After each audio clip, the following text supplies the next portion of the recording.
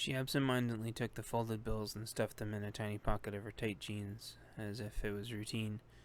As if continuing a conversation in her head, she asked if something was wrong, and had noticed a bunch of TV channels weren't working before she came to work. She figured the channels were located closer to the storm, and that the storm would likely knock them out. The boys said they didn't know for sure, but that it might be best to stay with some friends for a while until everything got sorted out. They couldn't tell if she was listening anymore, as she was trying to help someone else, so they shrugged. A pink smartphone as wide as her pocket poked out 2/3 of the way of her back pocket, the pocket barely securing the phone in. A green light blinking, identifying it still had a cell phone signal. She'd taken the tip money and they'd already paid, so they wrote her a note and left it on a register so she could remember. She seemed nice and was cute, so it helped them to know that she'd be okay in the first store in 100 miles that actually had electricity and cell. It wouldn't take people too long to find out the store they weren't already rallying to secure what they had. It wouldn't take people too long to find the store if they weren't already rallying to secure what they had for the locals. Hopefully she would get off shift before things got bad and be able to lay low. They grabbed all their snacks, meds, and other provisions and went on their way. As they drove along, the passenger up front messed with the vehicle radio while trying to find a radio in either AM or FM that had news. Everything prior to this point had been some kind of bogus emergency loop that the boys knew was propaganda to lure them back into the city. There had been looting systematically after every single storm for a year or so they liked to go out and thrash the looters. They knew this one was different, though. The power hadn't come back on and the cops weren't showing up. The initial trash they were fighting was the bargain bin. By the end of the day, there were more militant separatists popping up, and it wasn't safe without their more well-armed, sarcastically, with love and respect, denoted as militia counterparts. Earlier in the night, on their way out of the state to the biggest stronghold and concentration of patriots in the western U.S., they had made one last stop at a truck stop. It was the final rally point they'd all talked about before one last long drive. It had tons of fuel and food, and usually like-minded people. Not this time, though. There'd been some punks as well. They looked like they were hunting someone, so the boys stayed to watch, since they weren't the more militant type to act without provocation. The boys saw the punks put something in a guy's that they were messing with's drink. One had distracted him while the other slipped something in the cup of coffee. This was typically a rowdy truck stop, so it wasn't unusual for there to be scuffles and nobody intervening. One of the boys was about to get up to say something, concerned it was a roofie or some sort of sleeping pill memory wipe combo, when he shoved the punks off and left with his coffee. If the punks had followed, the boys would have pursued, but they didn't. They instead stopped and sat down and laughed like it was some part of a twisted plan. One of the boys recognized the guy getting bullied as one of their collective friends. The boys knew better than to split up, but couldn't decide whether to try to meet up with him or deal with the punks. The boys' food arrived, and they asked for their huge orders to go, so they could at least have options. They had ordered a ton of food, and they were flush with probably useless paper currency from their day of thrashing punks that had robbed so many places post-storm. The cash had been handy in the past between banking system outages, as cards were useless without electricity, but this time felt different.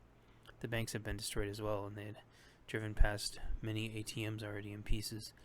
Part of the collapse had seemed to be a deliberate attack on the currency, with much of it being burned instead of stolen, depending on who had initiated the specific deed. The boys had been able to stop a few vandals and held on to the cash like they always did. The further away they drove, though, the more worthless the cash was feeling. They had concluded the unanimous decision to spend it as fast as they could to get as much value as they could. They had found a fuel station operating on generator and had paid an exorbitant amount of money to top off and get enough fuel cans for the drive they knew they had to make. The attendant hadn't known two important things, though. One, that cash was now essentially worthless, and two, the outrageous amount he asked for was barely a handful of 3 duffel bags of cash they had amassed from fighting crime that day. The boys would have returned the cash, of course, if society had turned back to normal, but there didn't appear to be any signs of that happening, though, so they decided to redistribute it as they saw fit. Right now, that meant ordering tons of food at the truck stop.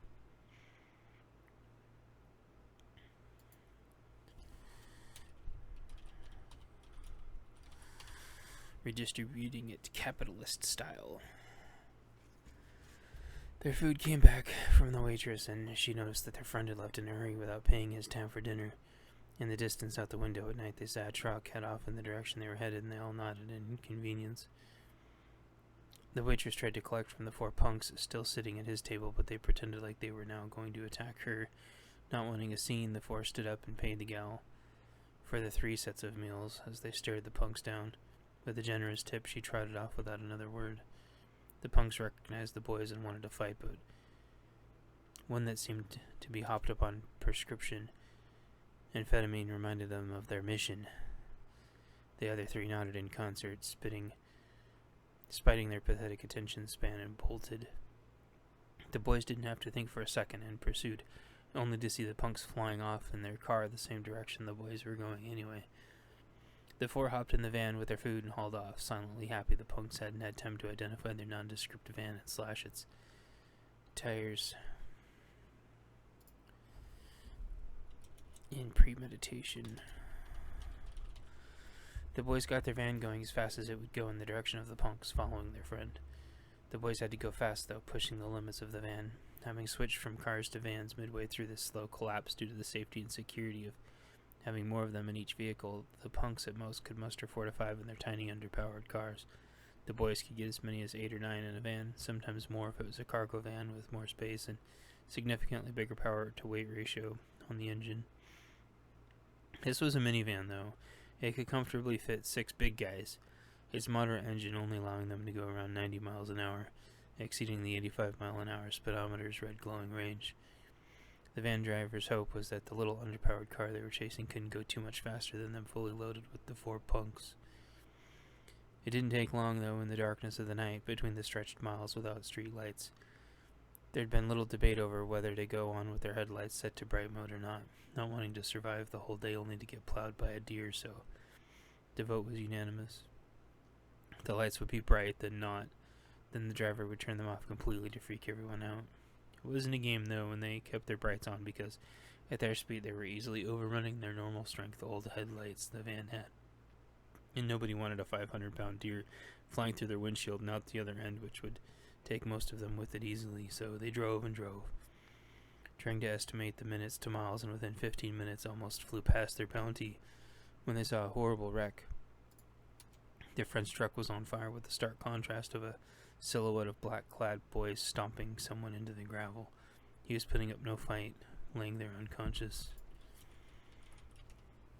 The stomping and beating continued regardless. The van of boys slammed on their brakes, skidding sideways as they hit gravel and almost toppled over. The driver expertly corrected at the last second. The driver had been practicing this move all day and was able to course correct, pulling up alongside the punks, the spinning tires showering the violent mob with shards of gravel still traveling at the skidding tires' speed. The van side door opened as it had all day, unleashing hell upon the kids in the cold and dark night, backlit by a truck nearly engulfed in flames. Current. The sudden burst of noise was startling when the radio actually produced a real voice on the other end that hadn't been pre-recorded and looped bullcrap. The radio host abruptly cut in mid-transition of a loop, mentioning, probably to their producer, something about how they hadn't heard from anyone in the Northwest in a few hours and all power being out. People in Ham had been calling in and reporting mass looting or worse. As the boys drove on for a few more hours, taking care of their buddy in the back, the sun finally started to come up. The news changed from some anarchists burning the city when the power being out to some kind of Bolshevik Revolution 2.0. The boys all silently hoped that their friends got out okay or got to one of their bug-out locations with more heavily armed patriot buddies.